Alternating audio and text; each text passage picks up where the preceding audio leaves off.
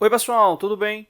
Hoje a gente vai estar dando continuidade aos nossos vídeos aqui da parte de fabricação mecânica, né? Hoje a gente vai estar justamente resolvendo aí uma situação, um problema. Esse vídeo a gente vai dividir em duas partes ele, tá bom? Então vamos lá aí para análise.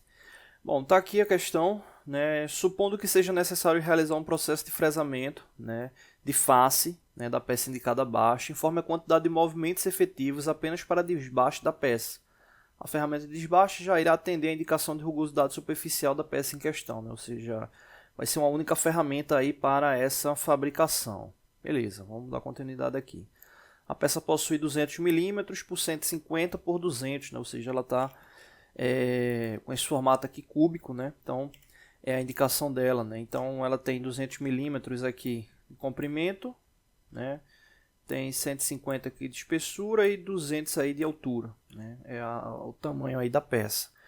O processo, né, ele vai ser um processo de faceamento, né? Então até aqui pela imagem dá para observar, né, a ferramenta realizando aí o desbaste, né, de um elemento como um cubo também, parecido com o da imagem indicada acima. E aí vem um detalhe, né? Considere a indicação de 3/4 de uso do diâmetro útil da ferramenta. Que ferramenta é essa? Justamente a ferramenta para o faceamento. A ferramenta para desbaste possui diâmetro de 80 milímetros e AP máximo de 4 milímetros. Então essas duas características aqui são muito importantes, né? Que é justamente os 80 milímetros do diâmetro, né? Que diâmetro é esse? É o diâmetro da ferramenta, né? Ou seja, se a gente fosse verificar aqui, seria esse diâmetro aqui da ferramenta, diâmetro útil. E o AP máximo 4 milímetros, né? Ou seja, a profundidade de corte limite que essa ferramenta consegue executar ali durante a usinagem, né? Ou seja, a ferramenta ali em movimento ela vai conseguir retirar no máximo 4 milímetros de profundidade. Por que essas informações são importantes? Porque a pergunta ela retrata justamente a quantidade de movimentos efetivos ali para poder realizar esse faceamento, né? Então, além dessas duas características, a gente precisa da parte da dimensão da peça. E a gente já tem as dimensões, né? 200 por 150, né? Ali espessura e comprimento, e a altura da peça 200 milímetros, né? E outro detalhe importante é quanto é que vai ser removido. Vai ser removido da peça 10 milímetros. Então, aqui a gente já tem um detalhe importante, né? Que detalhe é esse? Se vai ser, deixa eu marcar aqui, vamos supor que seja essa parte aqui que vai ser removida, ou seja, com 10 milímetros de profundidade, né? A gente já sabe que não vai poder utilizar 10 milímetros para o corte total. Como assim a gente não vai poder utilizar 10 milímetros para o corte total? A ferramenta ela só tem a profundidade máxima de 4 milímetros. Então não posso vir, exemplo, vamos supor que seja um processo de fresagem convencional. Faço o tangenciamento da ferramenta aqui na superfície, já desloco os 10 milímetros para tentar remover os 10 milímetros de uma única vez, né? Lateral por lateral. Não posso fazer isso. O máximo que eu posso tirar é 4 milímetros, né? Então aí já tem um detalhe importante, né? A gente não pode ultrapassar esses 4 milímetros, porque a gente vai estar ultrapassando a indicação da ferramenta e consequentemente aí ou diminuindo o tempo de vida útil dela, ou danificando a peça, ou a ferramenta, ou até a máquina também, ou, né, a pior situação que seria justamente causar um acidente ali com o operador, né? Então, importante garantir, né, essas aplicações ali do fabricante, né, levando ali em consideração máquina, ferramenta e peça. Beleza, então essas são as considerações aqui da questão, né? Então vamos só agora analisar um detalhe, né, que está descrito aqui embaixo, que é esse 3/4 de uso, né? A gente já comentou em alguns vídeos sobre isso, né? Mas vale a pena reforçar aí, porque vai ser um detalhe importante para a resolução da questão. O que é isso? Essas ferramentas aplicadas a faceamento, né, elas não vêm com a indicação para você fazer a remoção de todo o material de uma única vez. Como assim? Vamos supor que essa ferramenta aqui da imagem ela tenha 100 milímetros de diâmetro. 100 milímetros. E você tem uma peça aí que tem uma área de superfície ali com 300 milímetros por 300 milímetros, né? Supondo que seja aqui a área. Então, a ferramenta em si, com 100 milímetros, ela vai estar atingindo o quê? Um terço dessa área, né? Então, Se a gente tem 300 milímetros, a gente pode dividir aqui em 3 partes, cada uma com 100 milímetros, né? Cada uma com 100 milímetros, ok.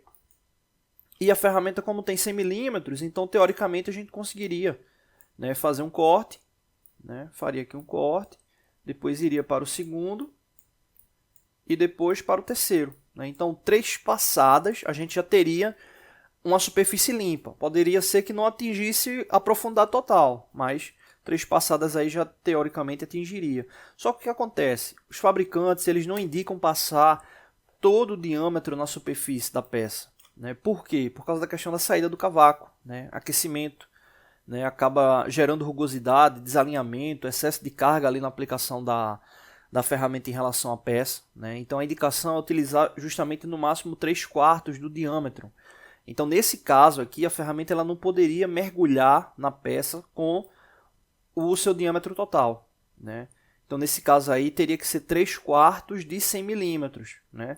Se a gente pegar 100 e dividir por 4 vai dar 25, 25 por 3 vai dar igual a 75. Então o comprimento útil, né, do diâmetro a ser utilizado nesse caso aí seria de 75 milímetros. A gente não poderia utilizar mais do que 75. Eu já vi muitas vezes, né, principalmente ou escola técnica, universidade, né, os estudantes fazendo desse uso da seguinte maneira: considera no primeiro corte, então exemplo, nesse caso aqui é 75 milímetros, a pessoa vai, desloga os 75, não utiliza o diâmetro total, limpou aqui a primeira parte, quando já vai para a segunda, já utiliza o diâmetro total, ou seja, não fez nada, né? Forçou a ferramenta do mesmo jeito, ou seja, garantir esses 75 milímetros seria uma sequência, né? A gente não poderia ultrapassar mais do que 75 milímetros de uso desse diâmetro, né? Então isso aí vale por toda a superfície, né? Mesmo que você faça a primeira remoção garantindo essa característica, isso vale para toda a superfície. Aí vem um detalhe, né? Muitos estudantes perguntam: poxa, professor, mas a gente precisa ficar medindo essa questão de 75 milímetros, né? Eu até tinha comentado no último vídeo. Esse deslocamento, ou você vai estar vendo pelo anel graduado, ou você vai estar vendo pelo display ali, display digital da máquina, né? Se não tiver uma referência tão boa, faz uma marcação, né? O importante é não ultrapassar, né? Não ultrapassar esse valor, lembrando que é um valor máximo, no máximo 3/4 da superfície. Pode até utilizar um pouco menos, né? Não tem problema nenhum, né? Ou utilizar bem menos, né? Na verdade, você não pode ultrapassar, né? Mas aí essa questão de estar ultrapassando esse valor é muito prejudicial, né, para o processo ali de fresagem, né, por causa realmente do aquecimento, né, e a gente já fez alguns testes, né, e dá para perceber claramente, né, a questão da rugosidade ela fica bem irregular, né, ela fica bem irregular. Então utilizar essa questão do diâmetro efetivo, né, faz uma diferença muito grande ali para o estado de superfície, né? Ou seja, o acabamento final ali da peça, né? Então vale a pena garantir essa questão, sem contar que você vai estar respeitando ali a indicação do fabricante e vai estar dando um tempo ali de vida útil maior para a ferramenta, tá bom? No próximo vídeo a gente vai estar indo aí diretamente para os cálculos dessa questão, tá bom? Não deixe de se inscrever no canal, toda semana tem vídeos novos.